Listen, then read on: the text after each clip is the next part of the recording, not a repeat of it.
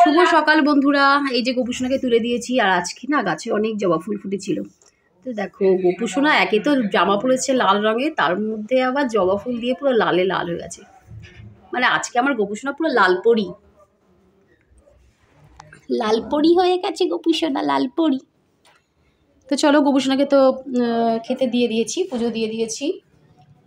এবার হচ্ছে আমাদের রান্না বান্নার পালা। তো দেখো এটা কি হচ্ছে, আজকে রান্না করব বাইরে। প্রতিদিন ঘরের মধ্যে রান্না করি, আজকে বাইরে রান্না করব। আর কালকে এখানে উনুন জেলে একটু উনুনে চা করেছিলাম, সেই ভিডিওটা তোমরা শর্ট ভিডিও পেয়ে গেছো, কিন্তু লং ভিডিওটা এখনও পাওনি। সেটা হচ্ছে আরেকটু পরে, আমি এখনো এডিট করা হয়নি, এডিট করা হলেই ওটা পেয়ে যাবে। আর ওই যে উনুনটা ওখানে, সকালবেলা উনুনটাকে লেপেওছি, এখনও সেটিং করা হয়নি, সেটিং হচ্ছে সবে। তারপরে হচ্ছে ভাত চাপাবো। এই যে চাল ভিজিয়ে দিয়েছি, এই যে হাঁড়ি করে। উনুনের মধ্যে তো কুকারে মানে করলে হয় কালিকুলি হবে, তো হাঁড়ি করে চাপাবো। হাঁড়ির তলাটা একটুখানি কাদা লেপে দেবো, যেমনটা করে আর কি। তো চলো এটা আগে ঠিকঠাক করে নিই। এই যে বড় ছেলে আমাকে হেল্প করছে অনেকটাই। তো উনুনে ভাত চাপিয়ে দিয়েছি, ওই দেখো উনুন জ্বলছে, দারুণ লাগছে দেখতে, বল বোম্বা। আর কি সুন্দর একটা গন্ধ বেরোচ্ছে পোড়া পোড়া। এই বাগানে বসে রান্না করার একটা মানে আনন্দই আলাদা, পিকনিক টাইপের। বলছে পিকনিক করছি। আর ওই যে কাঠ জোগাড় করেছে আমার ছোট ছেলে, বড় ছেলে কালকে কাঠ কেটেছে অনেকগুলো, কাঠুরিয়া হয়ে গেছে ওই কাঠগুলো। উনুনটা দারুণ জ্বলছে রে বোম্বা। হাড়ি এবার থেকে মাটি লাগিয়ে হয়ে যাক, তারপরে দেখি কি রান্না। এবার থেকে মাটি লাগিয়ে হাড়িটা সাজানো ম্যাগাজিনে ও বেলে রাখলে হবে না, আর রাখলে হবে না। কোন বালিশে ঘুম, রান্না করতে করতে বৃষ্টি চলে আসছে, এখন ছাতা মাথায় দিয়ে রান্না হচ্ছে। এরকম ভাবে কেউ কোনদিন রান্না করছে কিনা জানি না, ছাতা মাথায় দিয়ে হচ্ছে রান্না। এখানে একটা ব্যবস্থা করতে হবে, তাহলে এরকম হবে। হয়তো অন্য কথা বলার তোরে সকাল পাপানের উপর দায়িত্ব পড়েছে ছাতাটা ধরে রাখা, টাকা রান্না করবে। আলু কেটে দেখি চালটা উঠে গেছে। তো রান্না করতে করতে এমন বৃষ্টি এলো, দেখো সব ভেঙে ছুঁড়ে পড়ে আছে। আমি তো কড়াইটা নিয়ে চাপিয়ে দিয়েছি গ্যাসে তরকারিটা করে নিলাম। তো দেখো বৃষ্টির মধ্যে সব শেষ। কাঠের জালে রান্নার এমন অভিজ্ঞতা হলো তো বলার কথা নেই। ঝমঝমি এমন বৃষ্টি এলো, সবই ভিজে গেল।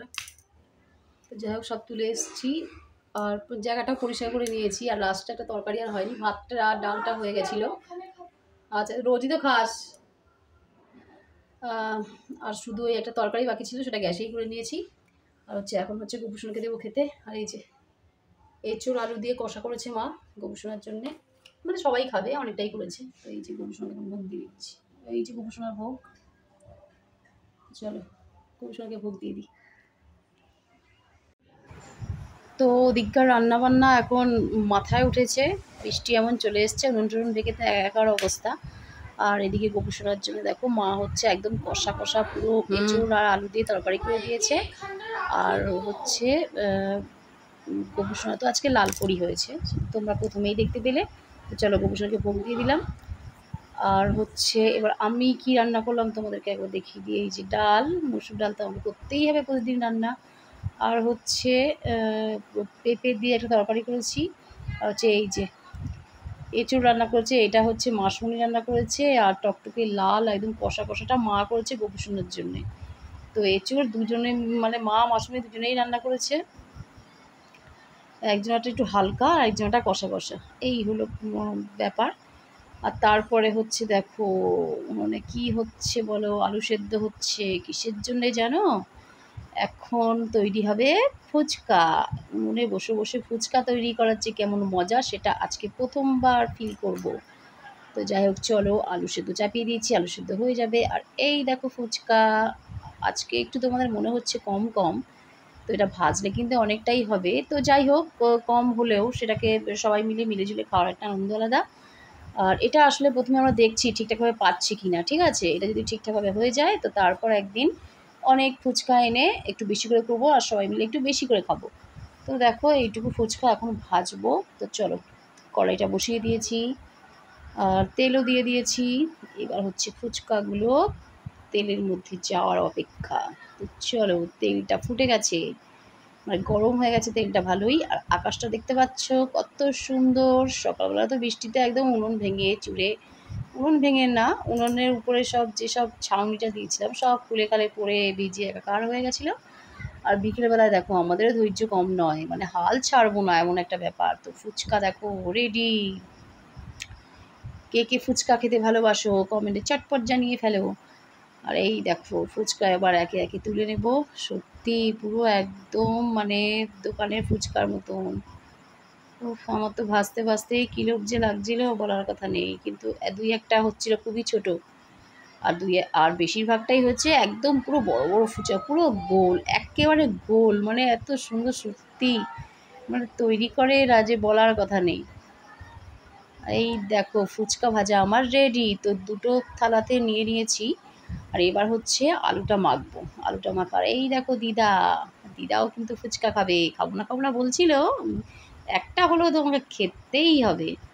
তো চলো আলু সেদ্ধটা মেখে নিই ভালো করে। আলু সেদ্ধটা পেঁয়াজ, তারপরে বাদাম, তারপরে চানাচুর, ওই সব কিছু দিয়ে মিক্স করে মাখবো আলু সেদ্ধটা। ও হ্যাঁ, তার মধ্যে লেবুও দেবো। এই যে লেবু কাটছি, লেবু টেবু সব কিছু দিয়ে আলু সেদ্ধটাকে মাখবো। একটা জিনিস খালি মিস হয়ে গেল, সেটা হচ্ছে ধনেপাতা। ধনেপাতাটা থাকলে খুব ভালো হতো। তো ধনেপাতা বাড়িতে নেই, তো তার জন্য আর কি একটা ভুল হয়ে গেল। এরপর যখন ফুচকা তৈরি করবো না, একদম সমস্ত কিছু রেডি রাখবো। আর তোমাদের দাদাভাই দেখো, ও সবাইকে দিচ্ছে পুরো একদম সেই ফুচকাওয়ালাদের মতন বসে বসে ফুচকা মচাং মচাং করে ভাঙছে, তার মধ্যে আলু সিদ্ধ দিচ্ছে আর জল ভরে সবাইকে দিচ্ছে। আর একটা কথা, জলটা কিন্তু আমাদের লেবু জল, ঠিক আছে? গাছ থেকে লেবু পারলাম, লেবু পেরে ভালো করে একদম টক জল করে নিলাম, তেঁতুল দিইনি। তো চলো লেবু জল দিয়ে ফুচকা, একটা স্বাদ একটা অন্যরকম। তো দেখো সবাই একদম খেয়ে নিলাম। তবে 3-4 খানা করে পেয়েছি এক একজনে, বেশি করে পাইনি। তো যাই হোক, একটু বেশি হলে খুবই ভালো হতো। তো লাস্টের যে টক জলটা সেটাও খেয়ে নিয়েছি একদম বাটি করে নিয়ে কোনো কিচ্ছু ফেলা যায়নি, দারুণ হয়েছিল। আর নিজেদের হাতে তৈরি না। তো চলো জায়গাটা এবার পরিষ্কার করে নিলাম। আজকের মতো এইটুকুই, দেখা হচ্ছে কালকে নতুন ব্লগে। টাটা।